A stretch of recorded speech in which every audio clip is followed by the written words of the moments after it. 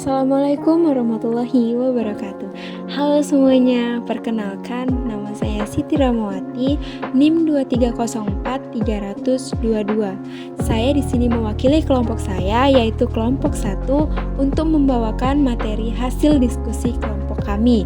Sebelumnya, saya mau mengucapkan terima kasih kepada Bapak Reja Juanda selaku dosen pengampu mata kuliah Sejarah dan Sistem Ekonomi yang sudah memberikan kesempatan untuk kami bisa menampilkan hasil diskusi kelompok kami kali ini yang berjudul Teori Ekonomi Neoklasik.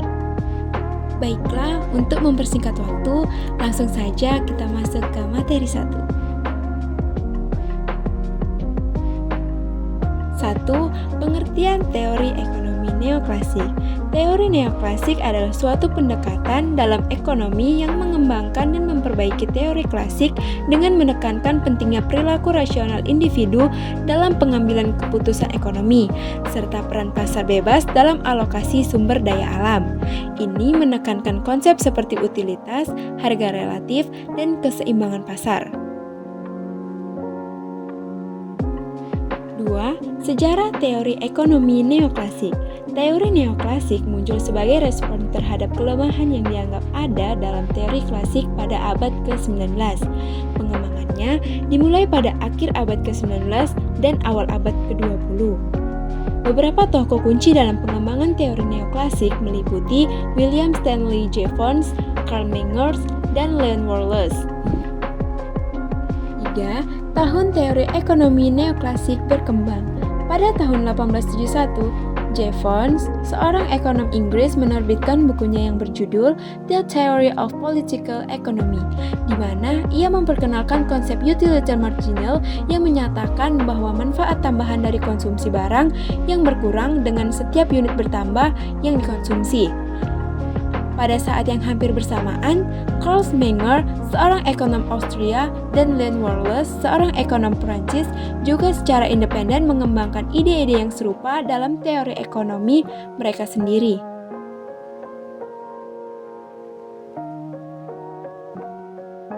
Selama periode ini, teori neoklasik mulai menggantikan dominasi teori klasik dalam ekonomi. Neoklasikisme terus berkembang sepanjang abad ke-20 dan tetap menjadi kerangka kerja dominan dalam analisis ekonomi hingga saat ini, meskipun telah mengalami berbagai modifikasi dan pengembangannya. 4. Adapun tokoh-tokoh ekonomi neoklasik yang terkenal, yaitu 1. William Stanley Jevons, seorang ekonom Inggris yang dikenal karena karyanya dalam memperkenalkan konsep utilitas marginal dan kontribusinya dalam pengembangan teori neoklasik. 2. Karl Menger, seorang ekonom Austria yang dianggap sebagai salah satu pendiri sekolah pemikiran ekonomi Austria dan kontributornya terhadap pengembangan teori nilai subjektif dan teori harga. Ketiga, Leon Wallace, seorang ekonom Prancis yang memainkan peran penting dalam pembentukan teori ekonomi neoklasik, terutama melalui kontribusinya dalam pengembangan teori keseimbangan umum dan pembentukan teori ekonomi matematika. Keempat, Alfred Marshall, seorang ekonom Inggris yang sangat berpengaruh dalam pengembangan teori ekonomi neoklasik. Karyanya yang paling terkenal yaitu Principles of Economics 1890. Membantu mengubah wajah ekonomi dan menggabungkan konsep-konsep penting seperti pemerintahan dan penawaran, elastisitas, dan margin. Kelima, Vilfredo Pareto, seorang ekonom Italia yang memberikan kontribusi besar terhadap teori ekonomi neoklasik melalui karyanya dalam teori keseimbangan umum, analisis kesejahteraan, dan teori keputusan. Keenam, Irving Fisher, seorang ekonom Amerika Serikat yang terkenal karena karyanya dalam teori ekonomi neoklasik, terutama dalam teori uang dan keuangan, serta kontribusinya terhadap teori margin dan konsumsi. Selanjutnya, adapun ciri-ciri utama dari ekonomi neoklasik, yaitu yang pertama, rasionalitas individu. Mengasumsikan bahwa individu bertindak secara rasional dalam upaya untuk memaksimalkan utilitas atau kepuasan mereka, serta memaksimalkan keuntungan dalam produksi dan distribusi. Kedua, permintaan dan penawaran. fokus pada interaksi antara permintaan dan penawaran di pasar untuk menentukan harga dan alokasi sumber daya. 3. Utilitas marginal. Menggunakan konsep utilitas marginal untuk menjelaskan bahwa manfaat tambahan dari konsumsi suatu barang berkurang secara bertahap dengan setiap unit bertambah yang dikonsumsi mereka. Keempat, harga relatif. Menekankan pentingnya harga relatif dalam mengalokasikan sumber daya dan mempengaruhi keputusan ekonomi individu. Kelima, keseimbangan pasar. Memandang keseimbangan pasar sebagai titik di mana permintaan dan penawaran bertemu, menentukan harga dan kuantitas barang dan jasa yang diproduksi. Keenam, penggunaan metode matematika. Menerapkan alat matematika untuk mengembangkan model ekonomi yang lebih kompleks dan memfasilitasi analisis formal. Ketujuh, kepercayaan pada pasar bebas. Mempercayai bahwa pasar yang bebas dan tanpa intervensi pemerintah akan mencapai efisiensi dalam alokasi sumber daya. 8. Pendekatan mikroekonomi.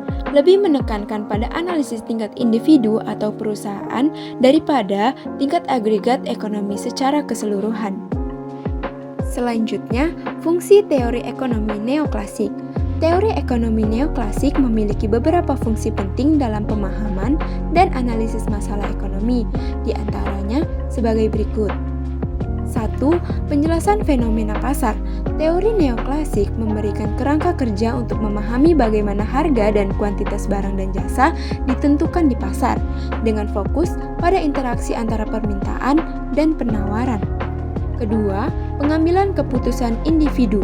Melalui asumsi rasionalitas individu, teori neoklasik membantu menjelaskan perilaku konsumen dan produsen dalam pengambilan keputusan ekonomi, termasuk alokasi sumber daya dan respons terhadap perubahan harga. Ketiga, efisiensi dan keseimbangan pasar. Teori neoklasik menyoroti pentingnya keseimbangan pasar dalam mencapai efisiensi alokasi sumber daya, serta menyediakan kerangka kerja untuk mengevaluasi efisiensi pasar dan kemungkinan intervensi pemerintahan. 4. Analisis biaya dan manfaat. Dengan menggunakan konsep utilitas marginal, teori neoklasik membantu dalam analisis biaya dan manfaat tambahan dari tindakan ekonomi, yang menjadi dasar bagi pengambilan keputusan dalam berbagai konteks. Yang terakhir, yaitu kelima, pengembangan kebijakan ekonomi. Teori neoklasik sering digunakan sebagai dasar untuk merancang kebijakan ekonomi, terutama kebijakan yang bertujuan untuk meningkatkan efisiensi pasar seperti deregulasi, liberalisasi perdagangan, dan privatisasi. Oke, yang terakhir ada kesimpulan. Kesimpulan yang dapat kami ambil dari materi kami kali ini yaitu neoklasik adalah pasar yang bebas dengan interaksi antara permintaan dan penawaran serta perilaku rasional individu, mampu mencapai keseimbangan dan efisiensi dalam alokasi sumber daya. Meskipun terdapat kritik terhadap beberapa asumsi fundamentalnya, teori neoklasik tetap menjadi kerangka kerja yang penting dalam pemahaman dan analisis masalah ekonomi, serta dalam pengembangan kebijakan ekonomi. Sekian pemaparan presentasi kami kali ini. Saya Siti Ramawati selaku moderator sekaligus pemateri pamit undur diri. Lebih dan kurang kami mohon maaf. Assalamualaikum warahmatullahi wabarakatuh.